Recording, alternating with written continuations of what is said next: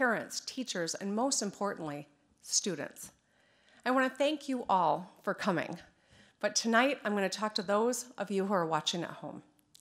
I'd need a lot more than 10 minutes to respond to what the president just said. So instead of talking about what he is saying, I'm going to highlight what Democrats are doing.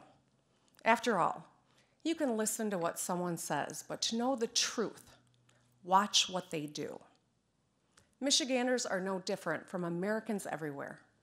We love our families and want a good life today and a better life tomorrow for our kids. We work hard, and we expect our government to work hard for us as well.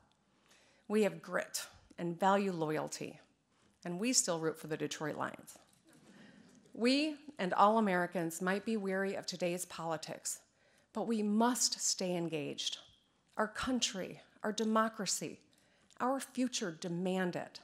We're capable of great things when we work together. We cannot forget that despite the dishonesty and division of the last few years, and that we heard tonight from the President of the United States, together we have boundless potential. And young Americans are proving that every day by taking action. That's what I want to focus on tonight. Monty Scott is 13 years old and lives in Muskegon Heights, Michigan. Monty Street was covered in potholes.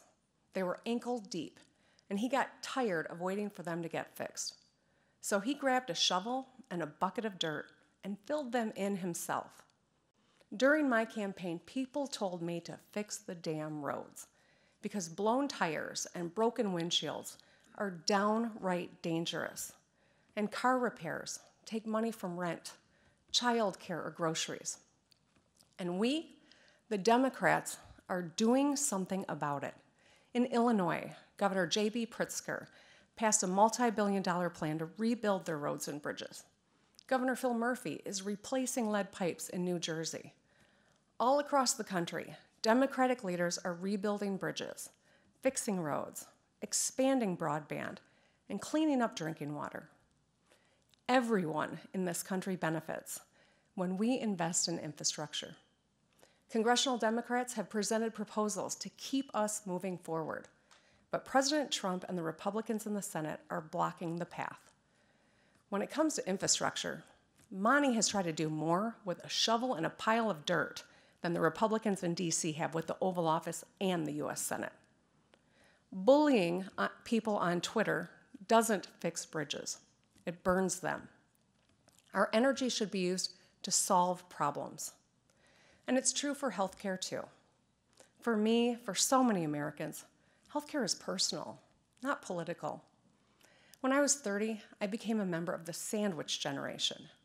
That means I was sandwiched between two generations of my own family for whom I was the primary caregiver. I was holding down a new job, caring for my newborn daughter, as well as my mom at the end of her brain cancer battle. I was up all night with a baby, and during the day, I had to fight my mom's insurance company when they wrongly denied her coverage for chemotherapy. It was hard. It exposed the harsh realities of our workplaces, our healthcare system, and our childcare system. And it changed me. I lost patience for people who are just talk and no action. So as a state senator, I worked with a Republican governor and legislature to expand healthcare coverage to more than 680,000 Michiganders under the Affordable Care Act. Today, Democrats from Maine to Montana are expanding coverage and lowering costs. In Kansas, Governor Laura Kelly is working across the aisle to bring Medicaid coverage to tens of thousands. In New Mexico, Governor Michelle Lujan Grisham enshrined ACA protections into law. Every Democrat running for president has a plan to expand health care for all Americans. Every one of them has supported the Affordable Care Act with coverage for people with pre-existing conditions. They may have different plans, but the goal is the same. President Trump sadly has a different plan. He's asking the courts to rip those life-saving protections away. It's pretty simple. Democrats are trying to make your health care better. Republicans in Washington are trying to take it away. Think about kids like 17-year-old Blake Carroll from Idaho, who organized a fundraiser to pay for his mom's colon cancer treatment. or 19-year-old Ebony Myers from Utah, who sells art to help pay for her own rare genetic disorder treatment. No one should have to crowdsource their health care, not in America. But the reality is, not everyone in America has a job with health care and benefits. In fact, many have jobs that don't even pay enough to cover their monthly expenses. It doesn't matter what the president says about the stock market. What matters is that millions of people struggle to get by or don't have enough money at the end of the month after paying for transportation, student loans, or prescription drugs. American workers are hurting. In my own state, our neighbors in Wisconsin and Ohio, Pennsylvania, and all over the country, wages have stagnated while CEO pay has skyrocketed. So when the president says the economy is strong, my question is, strong for whom? Strong for the wealthy who are reaping rewards from tax cuts they don't need?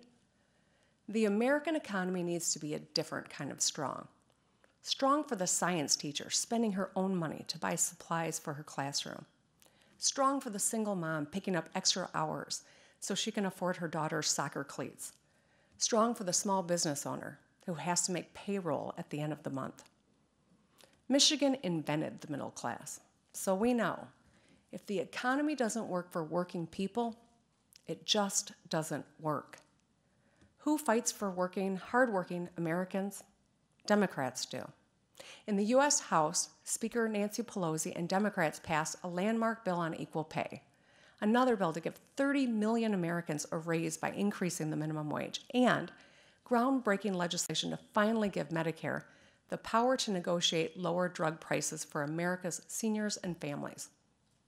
Those three bills and more than 275 other bipartisan bills are just gathering dust on Senate Majority Leader Mitch McConnell's desk. Senator McConnell, America needs you to move those bills. Meanwhile, Democrats across the country are getting things done. Pennsylvania's Governor Tom Wolf is expanding the right to overtime pay. Michigan is too. Because if you're on the clock, you deserve to get paid. Nevada Governor Steve Sisolak and North Carolina Governor Roy Cooper are working to give hard-working teachers a raise. And speaking of the classroom, Wisconsin Governor Tony Evers unilaterally increased school funding by $65 million last year. In Colorado, Governor Jared Polis has enacted free all-day kindergarten. And in 29 states, we've helped pass minimum wage hikes into law, which will lift people out of poverty and improve lives for families. That's strength. That's action. Democracy takes action. And that's why I'm so inspired by young people.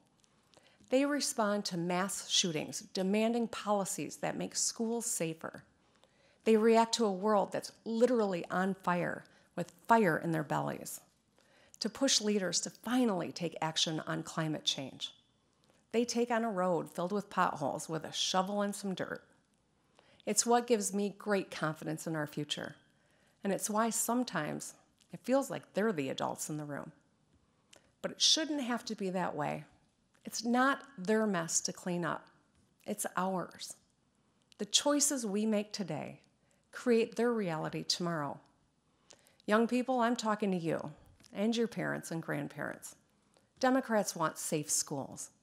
We want everyone to have a path to a good life, whether it's through a union apprenticeship, a community college, a four-year university, without drowning in debt. We want your water to be clean. We want you to love who you love and to live authentically as your true selves. And we want women to have autonomy over our bodies. We want our country welcoming, and everyone's vote counted. 2020 is a big year. It's the year my daughter Sherry will graduate from high school. It's also the year she'll cast her first ballot, along with millions of young Americans. The two things are connected, because walking across a graduation stage is as important as walking into the voting booth for the first time.